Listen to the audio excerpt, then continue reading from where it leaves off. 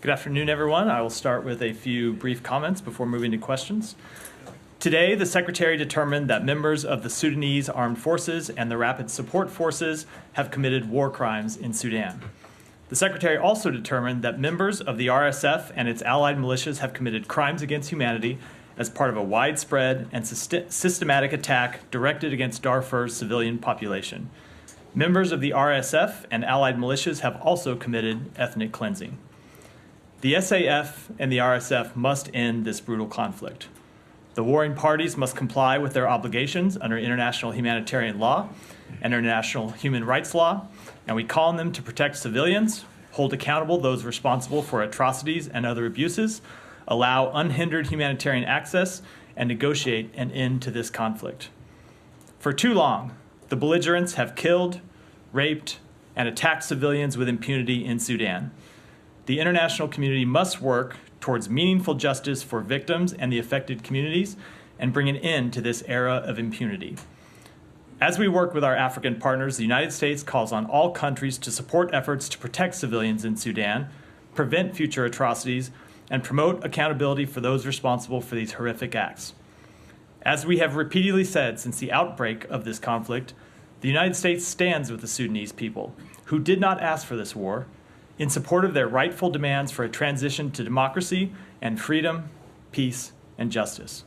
We will use all the tools at our disposal to support these aims. With that, Matt. Okay. Just to clarify, though, this determination does not come with additional sanctions. Not today. As you are aware, we have imposed sanctions already on members of the RSF and entities owned by both of the factions. But no additional sanctions imposed today. So what's the impact of it? So I think two things. One, it is important to send a signal to the international community what in fact has happened here. We have documented repeated atrocities. We have documented members of the factions going in and just executing civilians in villages at point blank ranges. We've seen accounts of them going into schools and demanding to know where are the boys, where are the men, so they could execute them. We've seen systematic accounts of rapes, and we think it's important to point that out and call it what it is.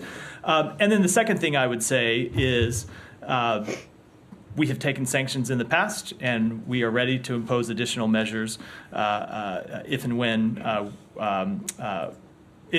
we have developed appropriate facts to support them. Based on this determination today? No, I mean in general, we've imposed sanctions unrelated to this determination, because we've seen people make progress. But no, not just based on this determination, but based on our work to hold people accountable for their actions in this conflict. Okay. Other people might have more on this, but I want to go to the Middle East real quick. And I have one question, but it's about three separate things. One is that the Israelis are continuing to talk about this idea of a buffer zone that they would like to create either in or potentially near Gaza.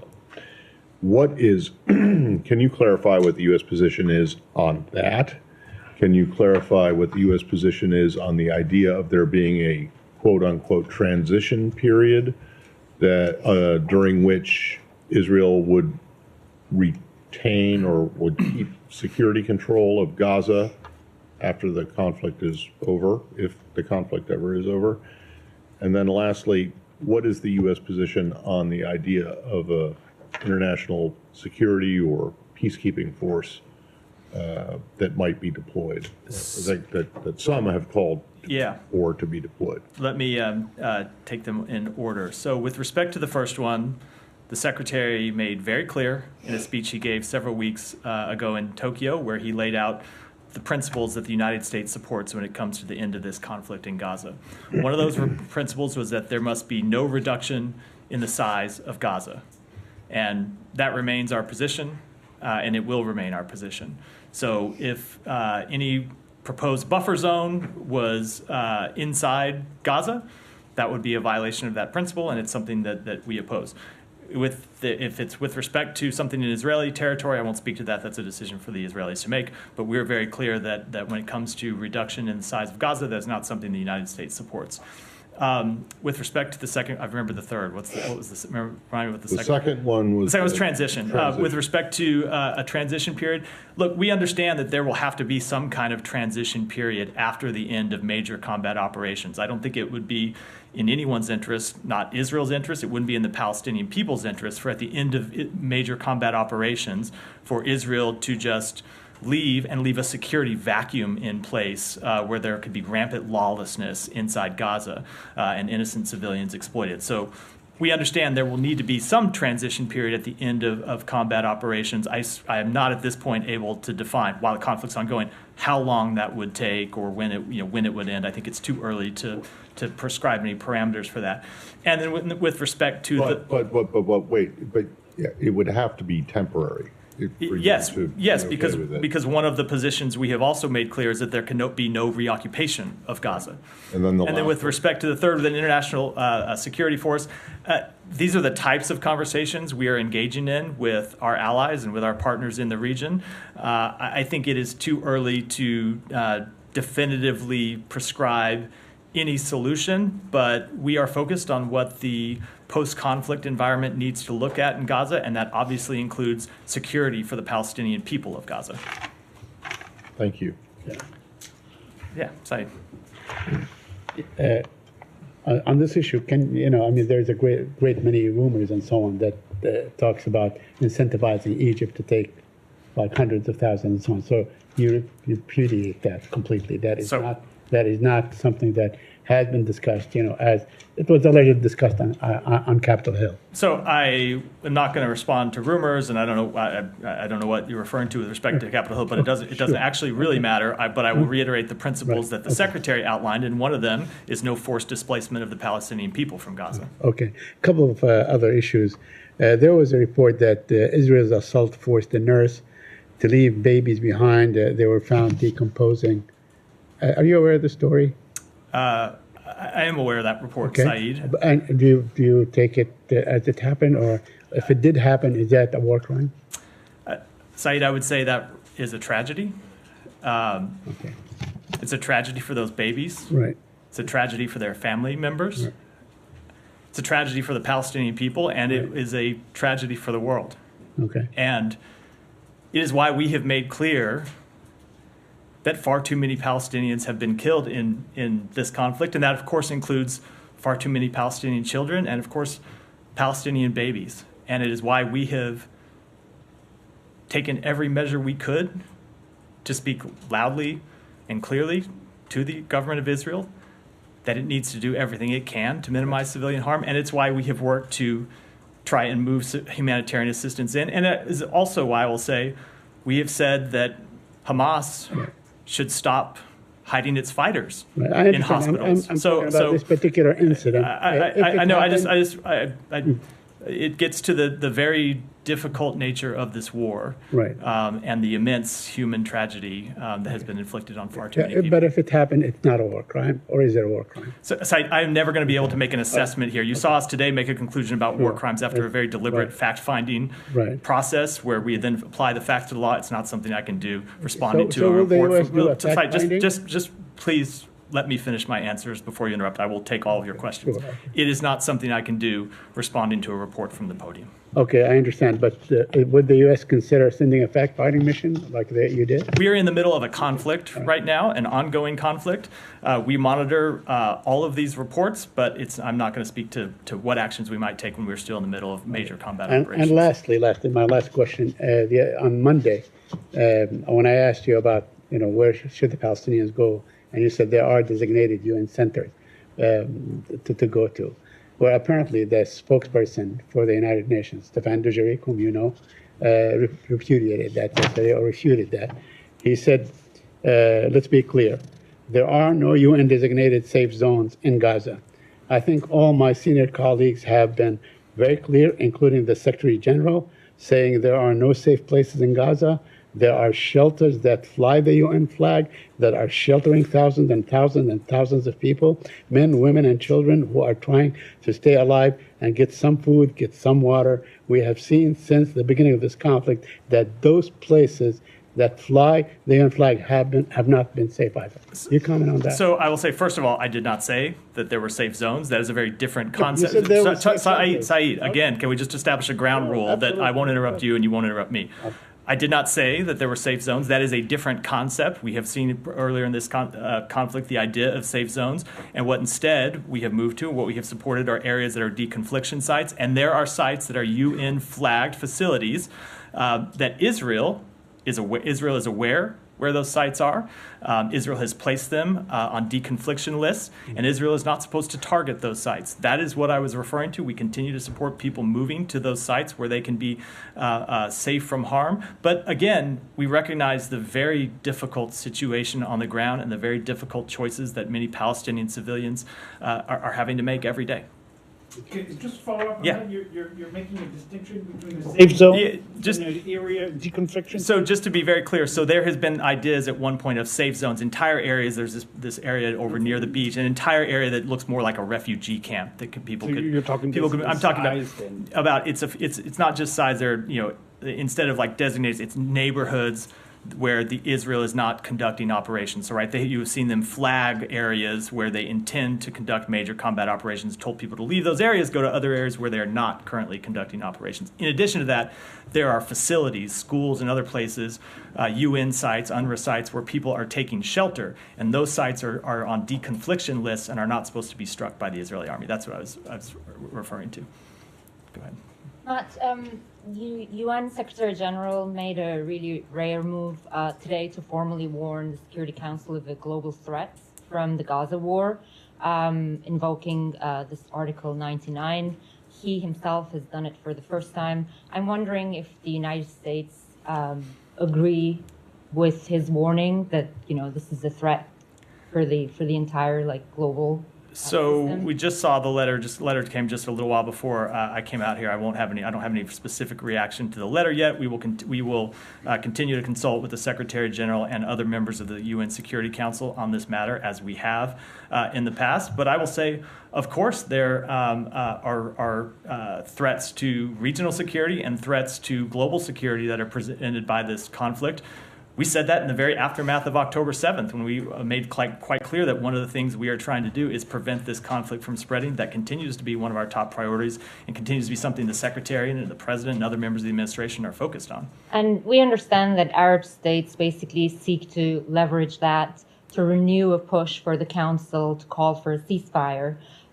We do know U.S. position on the ceasefire, but I just want to ask you again whether there is any change on that, if they go for a resolution calling for that. So I will not speak to any resolution that hasn't yet been introduced, because we'd obviously want to look at the text of that and engage in consultations before we made a decision about how we might exercise our vote in the Security Council. I will say, with respect to a ceasefire, we have made clear that we do not support actions that would leave Hamas in a place where it could continue to carry out terrorist attacks against Israel. We've also been clear that we support humanitarian pauses, especially if those humanitarian pauses can allow hostages to come out. The 7-day pause was incredibly successful with getting hostages out, with getting increased levels of aid in, and most importantly, or I shouldn't say most importantly, but equally importantly, allowing civilians in Gaza to move out of harm's way and move from one area to another. And we think pauses are important, and pauses should continue, and we would support further pauses. Right. A couple of more. So you said yesterday you guys have been in touch with the Israeli government to allow more aid in, to allow more fuel. But I mean, when we look at what's happening today, it looks like the public order is completely breaking down. There's full chaos, and UN is warning that its operation is in no shape to be able to deliver this aid to the people. So do you guys have a solution for that, or how are you trying to overcome that? Is that something that you're discussing with the Israeli government? We are discussing it with the United Nations agencies on the ground. We're discussing it with the government of Israel. It is the focus of Ambassador Satterfield's work. I can tell you, I talk to him all the time and hear the incredible amount of focus he's put on trying to improve the situation on the ground. And it's the same thing that you see the Secretary and other members of the administration engaging in. So it is something we're focused on. And I will say, when I say focused on, it's not just on increasing the amount of aid that comes in, but improving the ability of aid workers inside Gaza to then deliver that aid to the people who need it most. Just one more, sorry. Yeah. I saw that there's reporting about Kerem Shalom opening. Want to give you an opportunity to clarify that. Is the United States pushing Israel to get Kerem Shalom opening for the trucks or for inspections? Can you give us the latest? So we continue to think that Kerem Shalom would be a good facility to use for increased inspections of trucks. I've said in the past that Israel has had security concerns about that. We've been trying to work through those security concerns with Israel. I don't want to get too much into the specifics of those conversations, but all of these issues you raise are things that we are talking about with them directly. Amnesty International put out an investigation saying that U.S.-made weapons were used by Israel in strikes that killed nearly 4 dozen civilians. Do you have a comment on this investigation? So we are reviewing that report. As the President's Secretary have said on multiple occasions, it is a tragedy anytime a civilian is killed. We have made clear in our discussions with Israeli leaders that we are deeply concerned about the protection of civilians in this conflict. We expect Israel to only target legitimate targets and to adhere to the laws of armed conflict. That includes taking measures to reduce the risk of harm to civilians. I've talked before about the very real challenges that Israel faces because Hamas uses civilians as human shields. So I would say we will continue to engage with the Israeli government and all those things. And of course, the Israeli government has a professional military, and so when they get these types of reports, they should do what our military should do, which is investigate them. That's something every military should do, and we would expect them to do so as well. Have they given you any commitment to investigate? I'm not aware of any conversations we've had. It doesn't mean they haven't gone on, but I'm just not aware of them. And is the U.S. undertaking its own investigation or inquiry into whether U.S.-made weapons have been used in a disproportionate way? So we continue to monitor everything that happens with respect to this conflict, but again, I'm not going to speak to any internal deliberations. And then can I get your assessment? I mean, we're several days into the renewed offensive in southern Gaza, and the Secretary said last week that it cannot be prosecuted in the same way it was in the north. Do you feel that the Israelis are fulfilling this? So again, I think we are still at an early stage of this part of the conflict, in southern Gaza. You heard the Secretary say that too many Palestinian civilians have been killed. That remains the case. Too many Palestinian civilians have been killed. Too many Palestinian civilians have been killed. I should say, too many Palestinian civilians continue to be killed.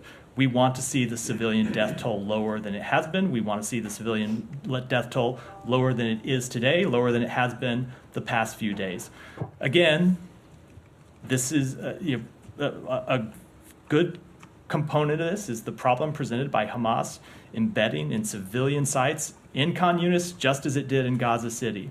But that doesn't lessen the burden that's on Israel to do everything it can to reduce civilian harm. So we had some very frank conversations with the government of Israel about that when we were there last week. We continue to have very frank discussions with them about this question, and I think I'll leave it at that. Yeah, go ahead. Yesterday, Matt, I had asked you about if State was aware of any reports or emerging evidence of Americans being sexually assaulted by Hamas on October 7th, as there are claims that many Israeli women were. You said you weren't aware of reports. Can you say anything about, we heard from the Attorney General a few minutes ago that they're now investigating Hamas war crimes. Do you know if that will include, looking at potential sexual crimes as well, or is State still following that? I think I should defer to the Department of Justice to speak to its investigations and what they may or may not include.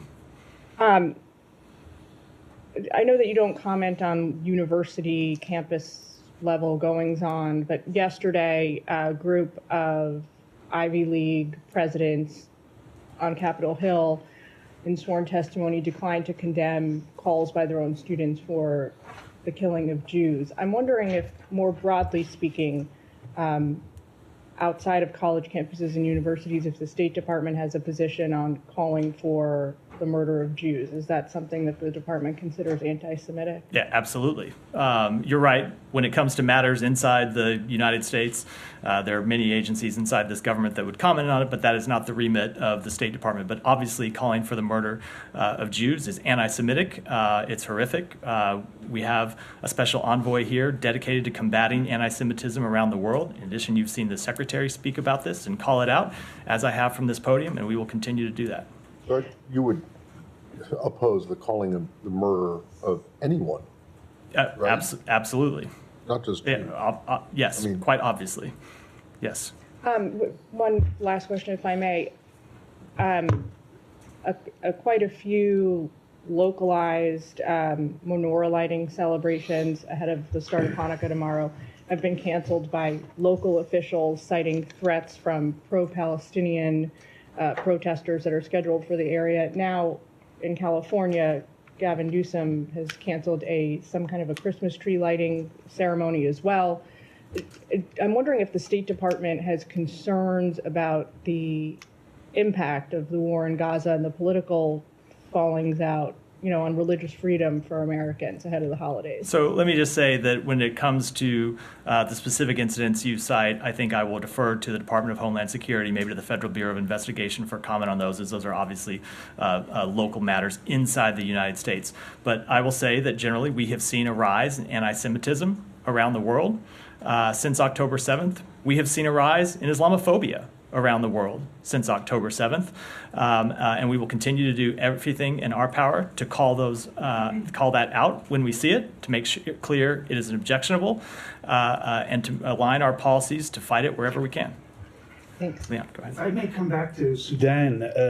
I have a hard time understanding. You've taken months to make the determination that there were war crimes and even crimes against humanity regarding the FSR forces. And you come out and give the statement and all that, but you don't announce any sanctions. And the sanctions that have been in place have not hit the highest level. So I have a hard time understanding how at the same time you come out, make the determination, and don't come with something more forceful in terms of sanctions. And then aside from that, just if you know, are there any ongoing talks? There were the Jeddah talks, but that was a month ago or what have you. Is there anything ongoing in terms of U.S. involvement with the two parties? So I will say we have imposed sanctions in the past, and just because we are not announcing sanctions today does not mean we will not impose additional measures in the future. I will also say I think it's important that the United States speak with moral clarity about what we see happening and what we can document, and that's what we've done here. And we think there's real value in that, and we'll continue to do it. And then I'll say with respect to the talks in Jeddah broke down because both parties, the SAF and RSF, repeatedly refused to adhere to the commitments that they made at those talks. So what we will do is continue to work with our partners in the region to make clear that there can be no military solution to this conflict, to make clear that civilians continue to suffer multiple atrocities, and to try to continue to work with our partners in the region to bring an end to the conflict. But ultimately, that takes the two parties coming to the table, and not just coming to the table, but adhering to the commitments that they make, and so far that they have been simply unwilling to do that. So right now there are no talks whatsoever? There are no talks whatsoever, but we would always support talks that would lead to an actual breakthrough, and as I said, the parties adhering to the commitments that they make. Shall? Yeah. Israeli Defense Minister has said today to mayors and heads of councils located in the border with Lebanon that their communities will not be returned home until Hezbollah is driven north of the Litani River. He added that the best option for Israel is to reach a diplomatic solution or arrangement. If it doesn't succeed, Israel will act with all the means at its disposal to push Hezbollah by military actions. What's your comment, and do you support such move? So I will say that one of the things that we have made clear from the beginning is that we don't want to see this conflict expand, and that includes expanding to the north of Israel. We do not want to see increased military activity between Israel and Hezbollah in northern Israel. There continues to be a very real problem, a security problem faced by the Israeli people, in that you have Israelis from southern Israel who live near Gaza who don't feel safe because of ongoing rocket attacks. Never mind the events of October 7th, but the ongoing rocket attacks into their communities, and so they have relocated to elsewhere in Israel. You have people from northern Israel who don't feel safe to return to their communities because of the attacks that have happened, that have been ongoing by Hezbollah across the border. So it is a very real security problem that the Israeli public and the Israeli government faces. We want to see a diplomatic solution, as we have said, and we would oppose any widening of the conflict and urge Israel not to widen the conflict. What's the diplomatic solution? Again, we'll continue to pursue diplomacy. We have, I will say, been pretty consistent, and you've seen the Secretary focus on this in his travels around the region in trying to keep the conflict from expanding from, as I said, in northern Israel, in the West Bank, to involve other countries. I don't want to get into all the details, but that will continue to be the focus. And do you support the changing rules of the UN Security Council 1701? I do not have any new announcements about new Security Council resolutions or changes to announce today. Shannon, go ahead. Thank you. There's a lawsuit filed in federal court alleging that the State Department has treated Israeli Americans and Palestinian Americans inequitably when it comes to evacuations from around the conflict zone. Do you have a response to that broad statement, that broad claim? I've seen the lawsuit, but as always with ongoing litigation, I'm going to refer to the Department of Justice for comment. And is it still the case that the State Department is aware of more than 1,000 individuals, and including around 350 American citizens who are still waiting to evacuate from Gaza? And is it doing anything to speed up that kind of trickling pace? So we have seen a number of American citizens and their family members and legal permanent residents coming out in the past few days. We now have gotten over 1,100 American citizens and family members out through Rafah, and we continue to work with the government of Israel, with the government of Egypt, to try to get more Americans out. We have a number of Americans who are on the list, who are cleared to leave, who have not yet left. We'll continue to try to get them out. And with respect to the numbers that remain, is a little under 1,000 that remain, with about 350, 370 of them being American citizens. But I will note that that number fluctuates. You've seen times where, despite us getting more people out, the number remaining goes up because there are Americans who are in Gaza who identify other family members that want to come with them. But any efforts to speed that up? Yeah, we continue to work. It continues to be something that we are focused on and trying to get. There's obviously a difficulty of people moving around Gaza right now. So you have not just the problem of getting people onto the list so they're cleared for departure. There's only so many people that can go out through Rafah every day, but also people actually being able to make it to Rafah to get out. And that is why we focus on the humanitarian efforts I was talking about earlier in the briefing. And just finally, has the State Department confirmed any deaths of American citizens in Gaza, or is it investigating any reports of deaths at this point? We are still investigating the one report that I've mentioned on previous days, but we have not yet confirmed whether that death actually happened or whether the person was an American citizen. Thank you. Go ahead. I have a question about the post-war Gaza option. Both the Secretary and yourself have mentioned a revitalized Palestinian Authority. What's expected of the PA in that context? Could you explain what? There are a number of additional measures that we think the Palestinian Authority could take in terms of cracking down on corruption, in terms of increased engagement with civil society. We had a very open discussion with this, or I should say the Secretary had a very open discussion about this with President Abbas when he was in the West Bank next week. And in addition to that, revitalizing and increasing the capability of the PA's security forces. If you envision in the post-conflict environment, as we do, Gaza and West Bank that are united under Palestinian Authority leadership, you would need to see an increase in the capability of the PA security forces. So it's those types of reforms and increases in capabilities that we have in mind. Okay, I have a question on Iran as well, if there's no other. Go ahead. No, okay, people thanks. can still we can come back. It's not not a hard turn. We don't. In response to a class action suit in Iran with regards to the elimination of the former Quds commander, Qasem Soleimani, a court has decided that the U.S. should pay $5 billion Any comments? Yeah, we don't have any reason to believe these are legitimate proceedings. The Iranian judicial system is widely regarded to be lacking any independence from the Iranian regime. So I don't have any comment on this specific verdict. We obviously don't have any people participating in judicial proceedings inside Iran, but the United States will continue to do everything that's necessary to protect our people and our interests. Yeah, go ahead. I'll come back to you, Jan. Go ahead. Thank you.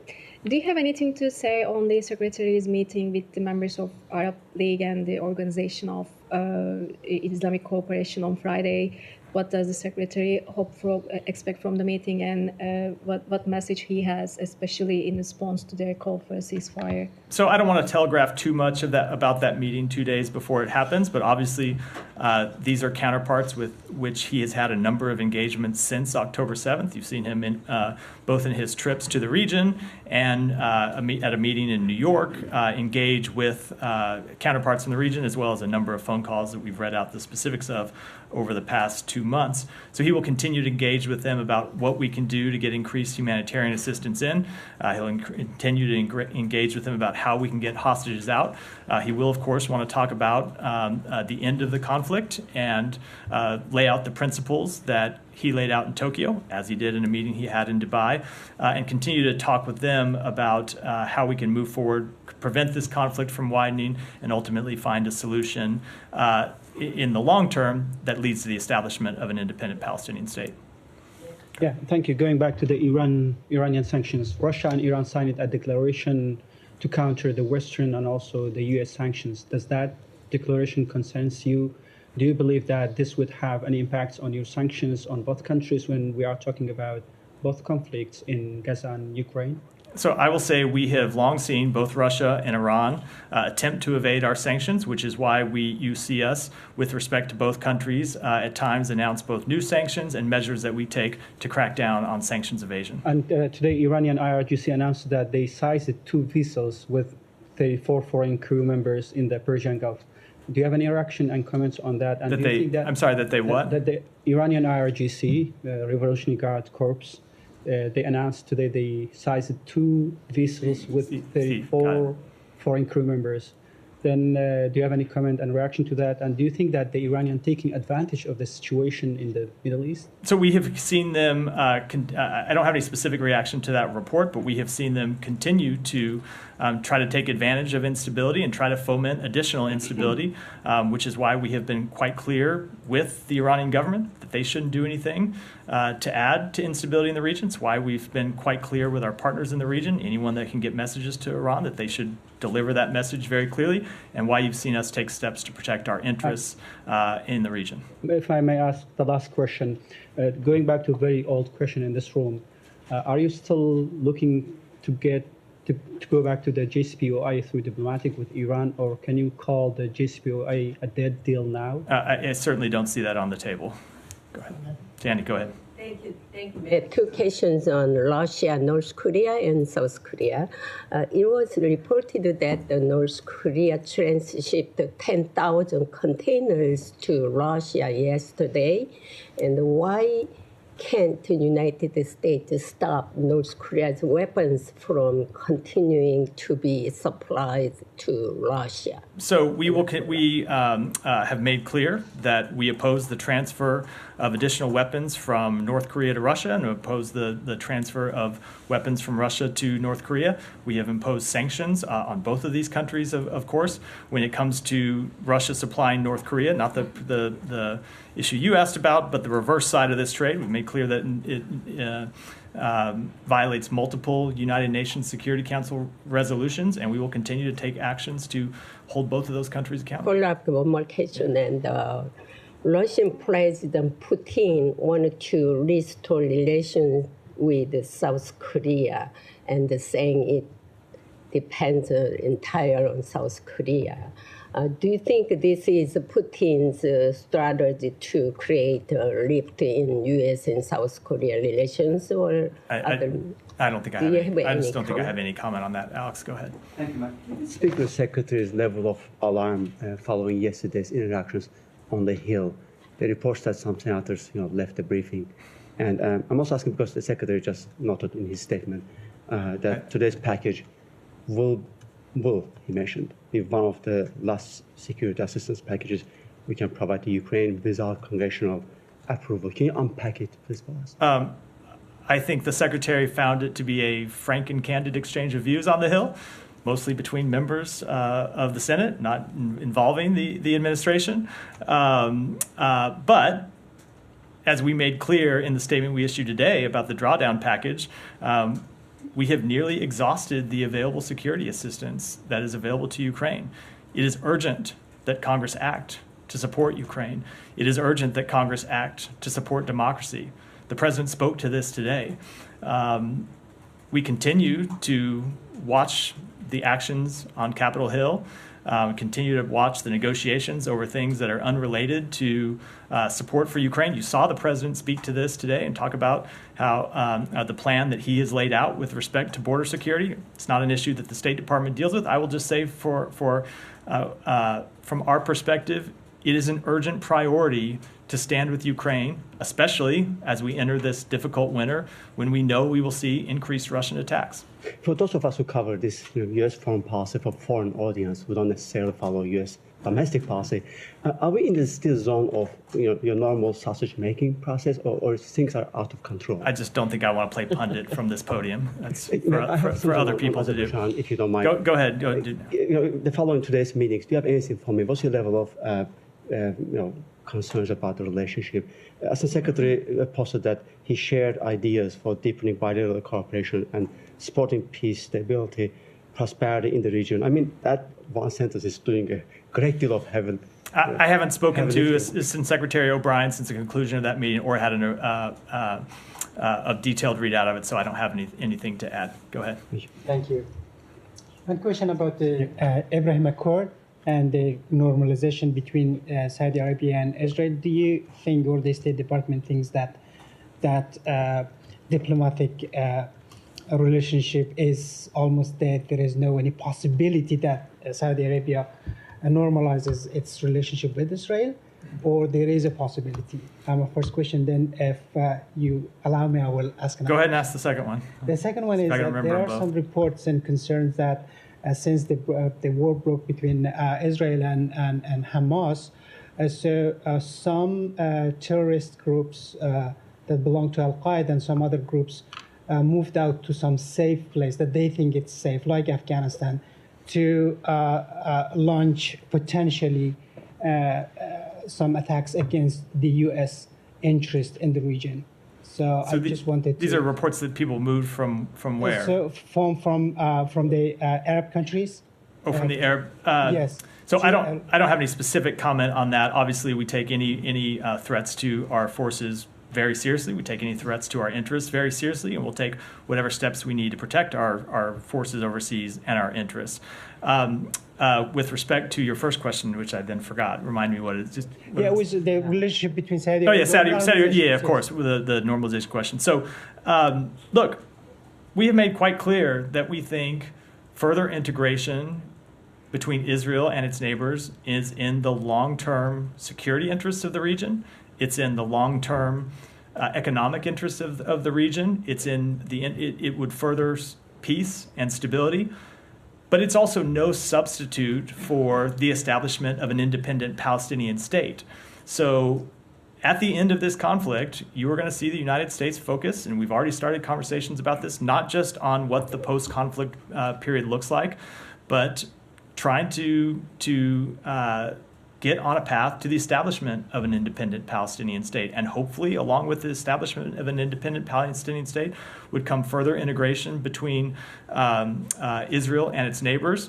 We think those are both very important things that would be good for countries in the region and good for the entire world. Let me go to someone in the back. I'll come to you next. Go ahead, Michelle. Do you have any comments on President Putin's visit to Saudi Arabia and the UAE? I don't. Go ahead, in the back. I know that the strategic dialogue between United States and Belarus and democratic movement started today, so my question will be about Belarus. Yesterday, U.S. put some new sanctions on Lukashenka's, on so-called President Lukashenka's wallets.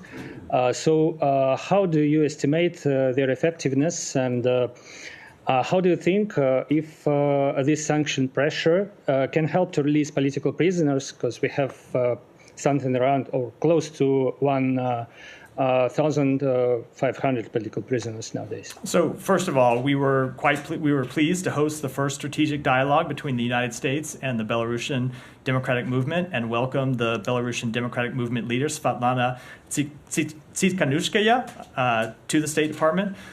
With respect to sanctions, yesterday, as you referenced, the Treasury's Office of Foreign Assets Control imposed sanctions on 19 individuals and entities that generate revenue to support the Lukashenka regime, that operate in the Belarusian military sector and facilitate Russia's war of aggression against Ukraine.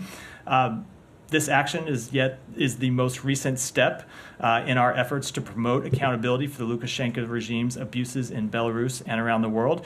And our message to Lukashenka and to those carrying out his repressions has been clear and consistent. We are willing to talk about changing our policies, easing sanctions, and improving our relations when the regime releases all of its political prisoners, stops its repression of the Belarusian people, and ends its complicity in Russia's war against Ukraine. Go ahead over here, and then we're going to. Thank you very much, Matt. Thank you very much, Matt. Former Prime Minister of Pakistan appeared in the court after many months. For the first time, he interacted with the media as well. And in his court hearing, he said that during his trial, he's going to summon the U.S. Official to testify as well with regard to his cipher. Will the U.S. be willing to send an official there or no? I had a feeling this question would be about the cipher. As always, not in a position to comment on ongoing litigation. As we have consistently stated, we call for the respect of democratic principles in Pakistan and around the world. We are following the cases brought against the former prime minister, but we have no comment on the charges against him. Just one more, Matt. We go to Humera, and then we'll wrap up. Oh, sorry, I thought you had a follow-up question. I do. No, go ahead. Go ahead. Okay. I just wanted to put a fine point to some of my previous questions and questions from my colleagues. Just, looking at what the Secretary has discussed in Israel last week and looking at the situation inside Gaza today, he had asked Israelis for specific actions, and we talked about deconfliction zones and all of that. There are a lot of people who say nowhere isn't safe in Gaza. Does the United States believe there is anywhere safe in Gaza?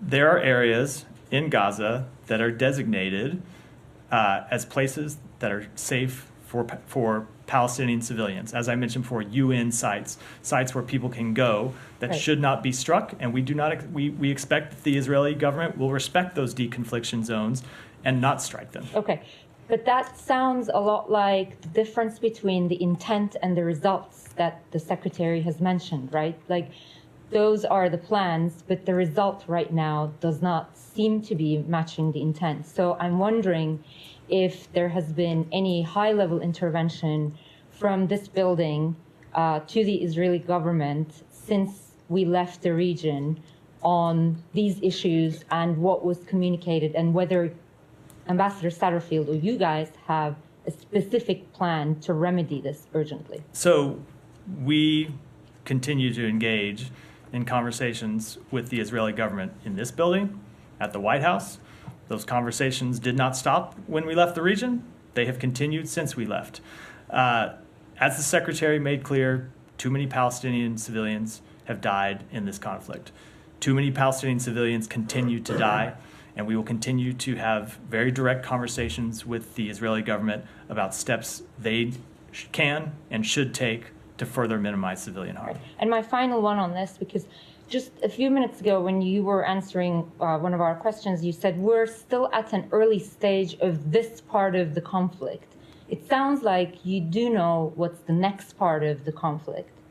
No, when it comes to stages, I was referring to the previous stage, this stage as opposed to the stage in northern Gaza, not at all predicting what the next stage of the military campaign will look like. And you still maintain that it is early to make a final assessment or an interim assessment like Matt asked yesterday? I do. As I said, we're still days into this conflict. But as I said, too many Palestinian civilians continue to die. With that, we're out for today. Thank you. Thank you. Thank